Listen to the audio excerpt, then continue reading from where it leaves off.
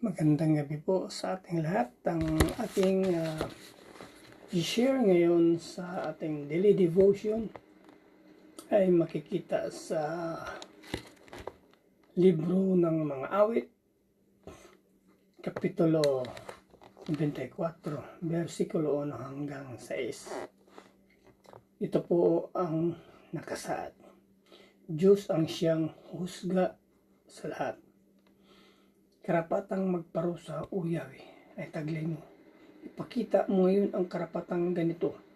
Tumayo ka at sa lupa'y igawad ang iyong hatol. Ang hambog ay hatulan mo ng parusang nauukol. Hanggang kailan kaya, Yahweh, magagalak ang masasama? Hanggang kailan ibabantog ang kanilang mga gawa?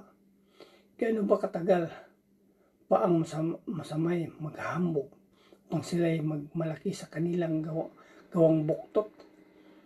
Kanilang lipol itong mga hinirang mo, Yahweh. Inapit nila ang mga taong tinubos mo.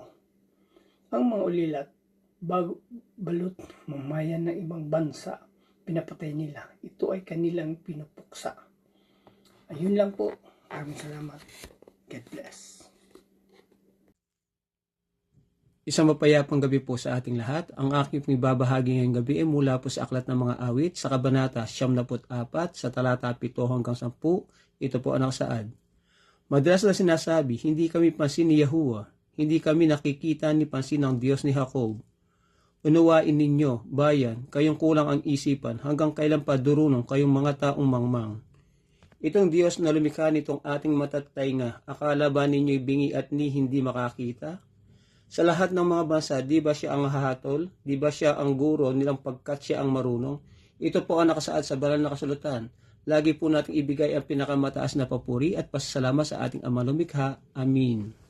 Magandang gabi po sa ating lahat. Ang babasahin ko po ay mula po sa Salmo, chapter 94, verse 14 to 16. Dahil hindi nyo itatakwil, Panginoon, ang mamamayang pag-aari ninyo. Darating ang araw na ang paghatol ay muling magiging makatarungan at ito'y susundin ng lahat ng namumuhay ng matuwid. Walang tumutulong sa akin laban sa mga taong gumagawa ng kasamaan, kundi kayo lang, Panginoon. Amen. God bless po. Isang mapagpalang gabi po sa ating lahat. Ang aking pong babasahin ngayon mula sa libro ng Salmo chapter 94 verses 11 to 13. Alam ng Panginoon na ang iniisip ng mga tao ay walang kabuluhan. O Panginoon, pinagpala ang taong pinangangaralan niyo sa pamamagitan ng pagtuturo sa kanya ng inyong mga kautusan. Tinuturuan niyo siya upang magkaroon siya ng kapayapaan sa oras ng kaguluhan hanggang sa oras na ang masasama ay inyong parusahan. Amen. God bless po. Ang aking Bible verse for today is from the book of Psalms, chapter 94, verses 17 to 19. O Yahweh, kung ako nga ay hindi mo tinulungan, akin sanang kaluluwa'y naroon na sa libingan.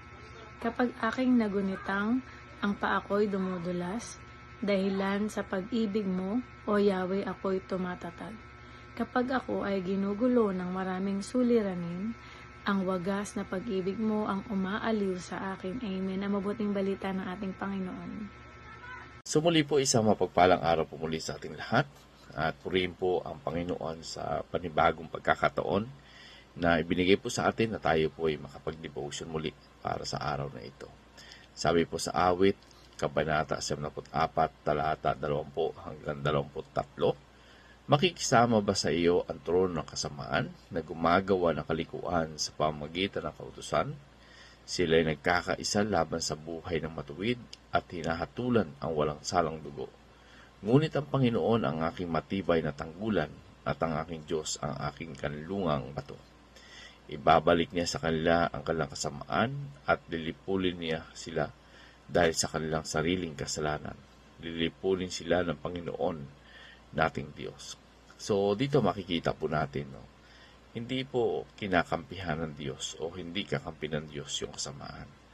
Kahit pa po yung kasamaan ay magmukhang legal o nasa posisyon ng kapangyarihan, hindi ito kailanman na kakampihan ng Panginoon. So ang mali po, mananatili po siyang mali sa paningin ng Panginoon.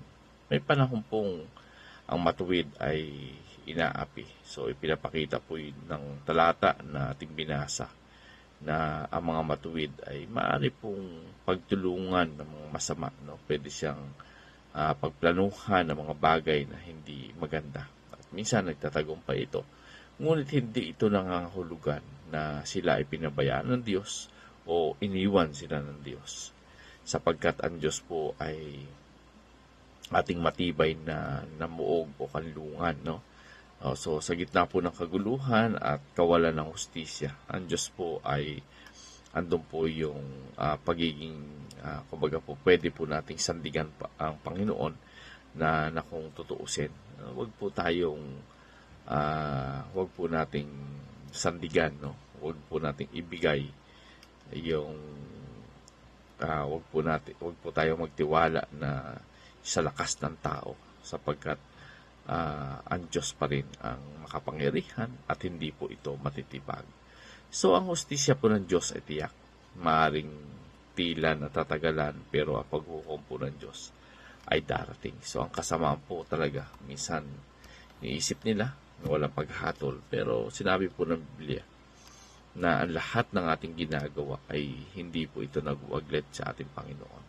Bagkus darating talaga yung panahon na ang Panginoon ay hahatol. So muli po, purihin ang Panginoon and God bless everyone.